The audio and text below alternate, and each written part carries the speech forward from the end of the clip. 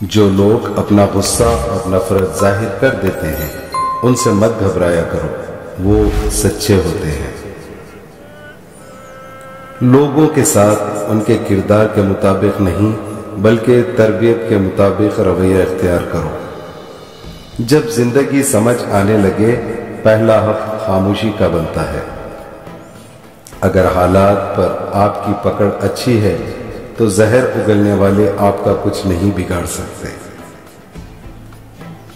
پانی دریا کا ہو یا آنکھوں میں، گہرائی اور راز دونوں میں ہوتے ہیں۔ سوچ سمجھ کر بولا کرو، الفاظ نسلوں کا تعارف کرا دیتے ہیں۔ گہری بات سمجھنے کے لیے گہرا ہونا پڑتا ہے اور گہرا ہونے کے لیے گہری چوٹیں کھانی پڑتی ہیں۔ خاموشی کبھی کبھی بڑی تفصیل سے جواب دیتی ہے۔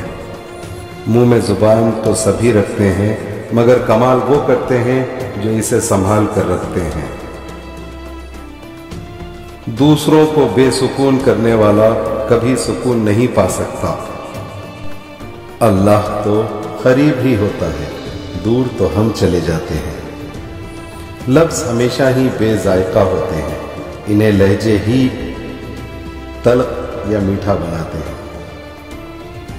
جب کمینے عروج پاتے ہیں اپنے ماضی کو بھول جاتے ہیں۔ اکثر سستے لوگ ہمیں زندگی کے مہنگے سبق دے جاتے ہیں۔ کسی سے رشتہ توڑنا ایک انتہائی تکلیف دہ عمل ہے، لیکن جہاں پر آپ کی عزت قدر اور ضرورت نہ ہو وہاں سے دور چلے جانے میں ہی خیر و عافیت ہے۔ زہر دکانوں پر نقلی اور زبان پر اصلی ملتا ہے۔ کچھ لوگ اس طرح سے اعتبار توڑتے ہیں، پھر ہم ان پر اعتبار نہیں کرتے جو اعتبار کے قابل ہوتے ہیں۔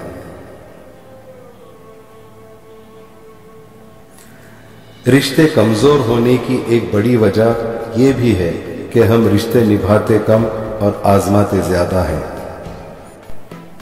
رشتوں کو سنبھالنے کے لیے جھکنا پڑے تو جھک جائیں، لیکن اگر ہر بار آپ ہی کو جھکنا پڑے تو رک جائیں۔ ہماری دنیا کے مسائل اتنے زیادہ نہیں ہیں جتنے طنزیہ سوال، دل دکھانے والے تبصرے ہیں۔ اگر صرف زبان روک لی جائے تو بہت سے لوگوں کے دلوں کی تکلیفیں کم ہو جائیں گی، بہت سے دلوں کو سکون ہو جائے گا۔